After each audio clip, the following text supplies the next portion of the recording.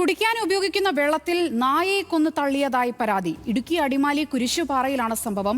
കുടിവെള്ളത്തിന് ഉപയോഗിക്കുന്ന കിണറ്റിനുള്ളിൽ നായയുടെ ജഡം കണ്ടതോടെയാണ് സംഭവം വീട്ടുകാർ അറിയുന്നത്.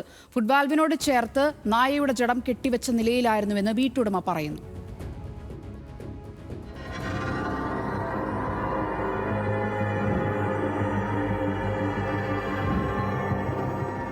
അടിമാലി കുരിശുപാറ സ്വദേശി വത്സമയും സമീപത്തുള്ള കുടുംബവും ഉപയോഗിക്കുന്ന കുടിവെള്ളത്തിലാണ് അഴുകിയ നിലയിൽ ദുർഗന്ധം വമിച്ച നായയുടെ ജഡം കണ്ടെത്തിയത്.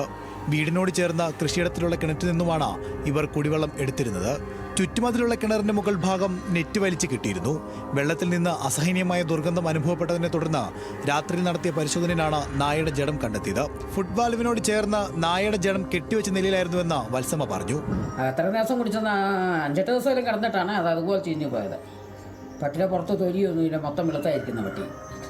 ദിവസം നമുക്ക് എത്രയാണെന്ന് അറിയത്തില്ല. മണം 2 ദിവസം കൊണ്ട് ചെറുതായിട്ടുണ്ടായിരുന്നു. ചെറുതിൻ്റെ മണമായിരിക്കും എന്ന് നമ്മൾ ഓർത്തു. അത് കഴിഞ്ഞാൽ പിന്നെ വലിയതായിട്ട് മണം വന്നപ്പോഴാണ് നമ്മൾ ഇറങ്ങി നോക്കിയത്.